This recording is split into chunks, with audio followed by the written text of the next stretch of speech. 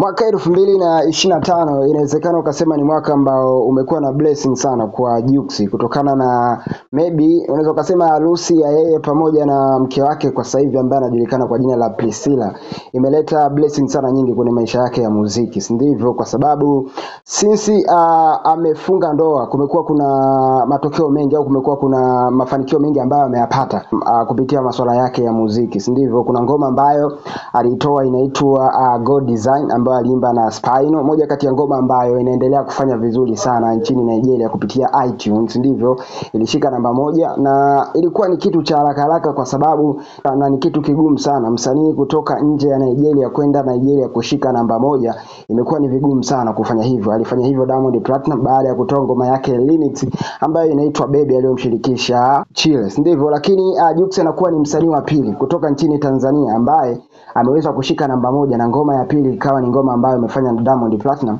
ambayo inaitwa Ololu Famous, ndivyo. Lakini kwa namna Jux amefunga ndoa na Priscilla, inawezekana ikawa ni moja kati ya sababu ambayo Jux aliona hiyo njia rahisi ya yeye kuendelea kutoboa kwenye biashara nchini Nigeria. Sasa Jux ameendelea kufanya vizuri baada ya kupata shavu kufanya show kwenye moja kati ya tukio kubwa sana nchini Nigeria la ugawaji wa tuzo ambalo linaenda kufanyika tarehe 27 mwezi wa 4 mwaka 2025.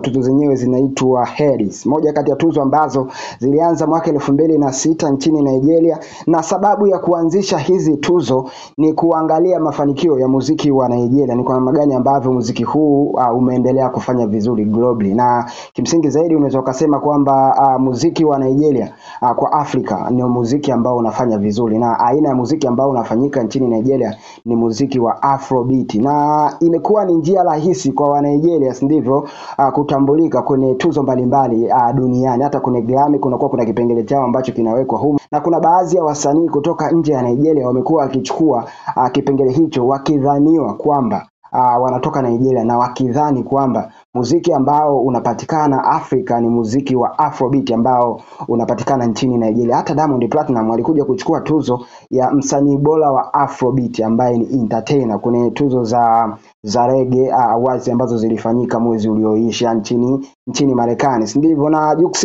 inakuwa ni kitu cha kipekee kwa sababu imekuwa ni vigumu sana kwa wasanii wa Tanzania au wasanii kutoka nje ya nchi ya Nigeria kupata mashavu kama the way ambavyo Jux amefanya. Na kuna kitu ambacho Jux anaenda kukiongeza kwenye maisha yake ya muziki, kwa sababu aina ya tuzo ambazo zinatolewa ni aina ya tuzo ambazo wasanii wakubwa nchini Nigeria wanakuwa nominees kwenye hizo tuzo.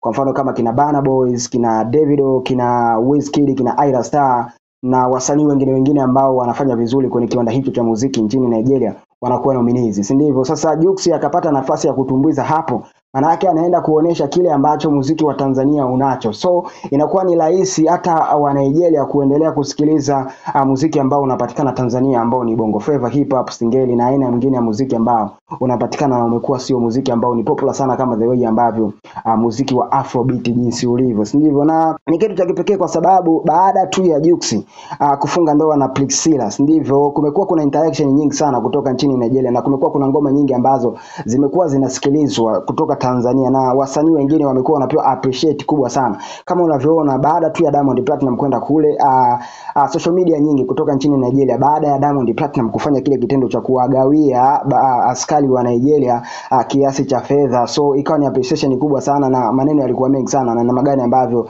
wa Nigeria wengine wakaanza kusema kwamba Diamond Platnumz kuwazidi Davido, Burna Boy pamoja na Wizkid, ndivyo. So tutegemee interaction itakuwa kubwa tu baada ya Jux kuperform kwenye hiyo show ya Headlines ambayo inaenda kufanyika tarehe 27 mwezi wa 4 mwaka 2025, na zinakuwa ni tuzo au ugawaji wa tuzo wa 17 unafanyika. So wewe una maoni gani kuhusiana na hiki ambacho Jux ameendelea kukifanya always baada tu ya kumwoa Priscilla kutoka nchini Nigeria? Mapokezi ya ngoma yake yamekuwa makubwa sana, hata mashavu yamekuwa kubwa sana. Unajua harusi yake iliingia kwenye ukurasa mkubwa sana wa umbea duniani kutoka nchini Marekani ambao unaitwa Shade Room. Ni moja kati ya blog kubwa sana Marekani ambayo inakuwa inaposti sana masuala mengi sana ya umbea. So achia ujumbe wako kwenye ukurasa wetu wa Instagram, tunatumia kama Mbayu TV, na kama hujasubscribe channel yetu Mbayu TV, make sure unafanya hivyo ili wa kwanza kupata habari na matukio ambayo sisi tunakuwa tunaweka humo ndani. Lakini usisahau kumfollow Mr. Info JBZ kwenye ukurasa wake wa Instagram, anatumia hivyo. Chao.